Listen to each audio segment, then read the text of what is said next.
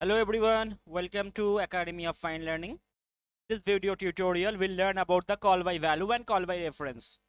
In Java, there are there are two techniques for passing the parameters in a Java method.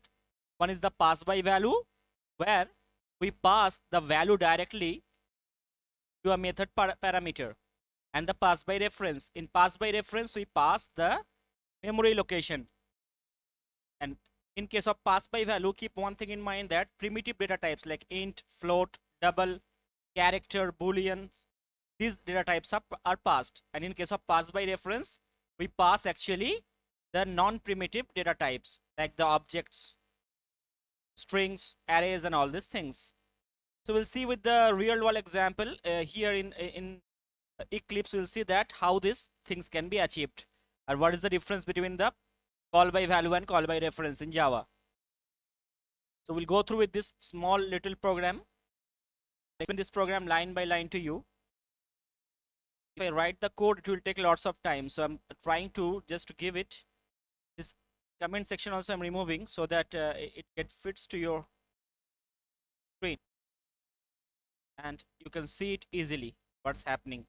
So this program is very little program, very small program. Every beginner of Java program can understand this program. It's having a main function, a main class. The name of the class is main. It's having an instance variable integer a is equals to 10. We initialize the value of a is equals to 10. Okay. Now we have a method. The method name is void call, and it is a call by value method. See this, it takes an primitive data type as an argument. Correct? A integer is a primitive data type, right? So primitive data type it is taking as an argument. Okay, and it is incrementing the value by 10. Whatever the value we are passing in this method, that value is being incremented, being added with the value of 10.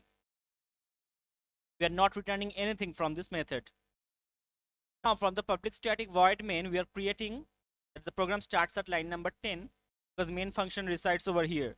From there, we are creating an object. Name of the object of the main class is EG. Yes, using the default constructor, we are creating the object. Now, before call by value, we are printing this using the system.out.println. Before call by value, and we are printing the value of a. What should be the value of a? 10 definitely, because the 10 is the default value, the initialized value of the variable a. So the each and every object of the class main will get the value a is equals to 10. So if we access a using the object of the class eg, definitely we can get the value 10. Correct? Now this line is the key. This line is the key here. We are trying to show you that if I call this method now with some other value, is 50,000 or 50,510, then should it be going to over here? It will call over here, and the value will be changed from 50,510 to 50,510 plus 10 is equals to 50,520 as expected. Correct? But when you write and when you try to print this value using the system.out.println in line number 15, print that after call by value, and the value, if you see, you can see that the value is not changed. That is, the value of a will remain 10. Let's see. Yes, so by using call by value, we are not changing the value of a, because the value of a through the line number 14, when you are calling, the value will be changed over here, but it cannot be reflected here, because the value of a will be remains in this scope only, in the scope of the method void call. So when it is getting out of the line number 8, when it is coming out of the line number 4 to 8, it will still having the same value of the instance variable is equals to 10. So here also it is displaying the value of 10. This problem with the call by value. If you want to change this, we have to use the technique of call by reference. In case of call by reference, what we do, we don't pass an primitive data type like integer. Rather, we pass the non-primitive data type like the object. We will pass an object over here, then that thing may happen. But we pass the object, we'll tell that there is a reference we are using, main class reference we are using. So reference dot a here will change. See this, how the definition I'm going to change over here. Now here I'll change that thing, reference dot a. The value of a which this reference has is now incremented by 10. We have to call over here eg dot, sorry, eg dot a, correct? We call through the mains method, right? So eg, yes. So as you can see in the note, I have passed the call by value here. I made the eg object, and eg dot a is equals to eg dot 8 plus 10, and we are calling this by using the object. We will call by using the object. Then, oh wait, one small mistake, yes. So eg dot 10, if we call it by using that, now we can see that here the value is changed from 10 to 20. Why? Because is eg, which is the object of the main class, when it will be creating, it will get the value of a and is equals to 10. And if it has any other variable like integer b is equals to 20, then also it will get the value of b is equals to 20, because all instance variables value will be shared by each and every object of the class, correct? It will get the value of all instance variable, all the objects. So eg will have the value of a is equals to 10 and b is equals to 10 also. When you are passing the value of eg, we are passing eg dot a is equals to 10, eg dot b is equals to 10 also, correct? But you are not working on b, you are working on a. So this main reference will take as this particular object. This should match, okay? That is this, the reference ref should match with the main types object only, then only it will work. If we give some other object over here, if we create the objects of some other class over here and pass, then it will not work.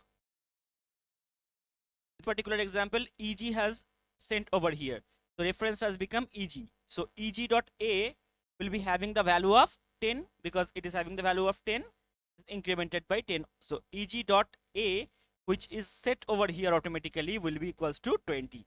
If we print over here, it will get the value 20 here. As you can see that if we change and if we pass the value, then the value will not reflect outside the scope of the method. But if we pass the reference, that is through the memory location of this object eg here, as you are passing, then the memory location will keep on updating the value of each and every variables which has been changed. So it is getting reflected over here. That's why the change in value can be displayed over here. This is the difference between the call by value and call by reference in Java. Now Java support call by value, the pass by value, but there are different ways to create a pass by reference. One of the method is to return a value from a method.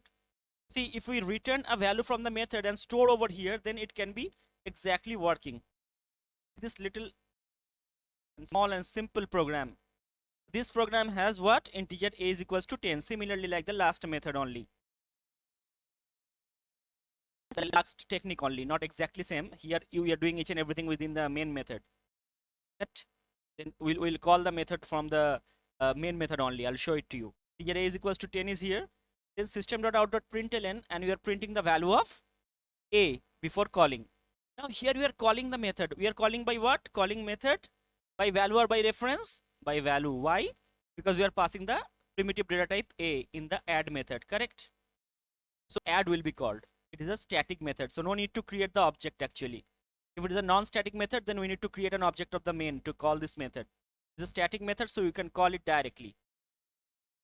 It has an integer type, return type is integer, and it also takes an argument of type integer. So the a is taken. What is the value of a? A is equals to 10. So 10 is incremented by 1, 11, and you are returning a. So when this method will return, when this line will execute, it will return 10. It will increment 10 to 11 and return it over here. So a will get the value of 11. So after calling the add method, system.out.println, after calling method, it will print over here 11, because you are taking the return value over here. If you don't take value, it will display 10 only. Yes, if you don't take this value to this variable a, the same variable a, then definitely it is getting returned definitely, but you are not displaying it, you are not storing it to the same variable. It will be giving the same value of 10. So definitely if you want to take it, then you have to make it store the return value in the same variable a.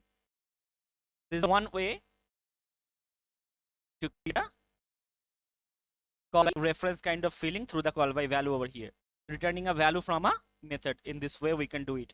Another way is to creating a single element array and pass as a parameter. We'll see it with this program. It's also a very simple example.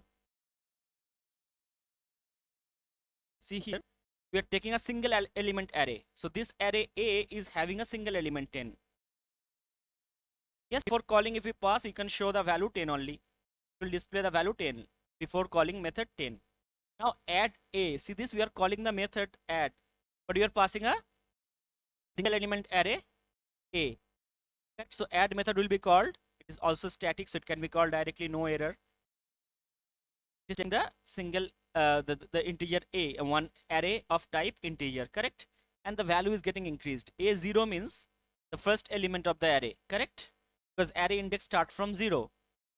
So array index starts from 0 means A0 will denote the first element only it has.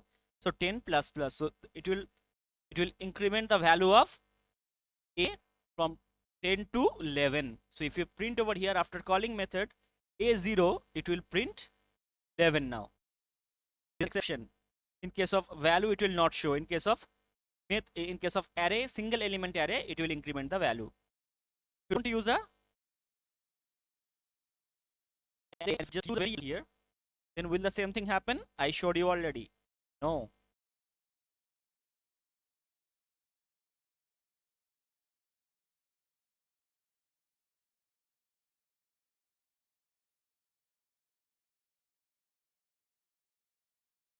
Yes, now error has gone because I have changed all arrays to single simple integer variable integer A. Now if you execute, you can see that the same values are displaying 10. If previously it was coming 10 here and 11 over here. Hope you have understood the difference between the call by value and call by reference in Java. These are the basic questions and the very simple questions which is there. I have put it over here. This note will be shared with you. Go to the description of this video and you can get this note. This will be used for your study purpose and your exam purpose in your school or in your college. Thank you very much for watching the video.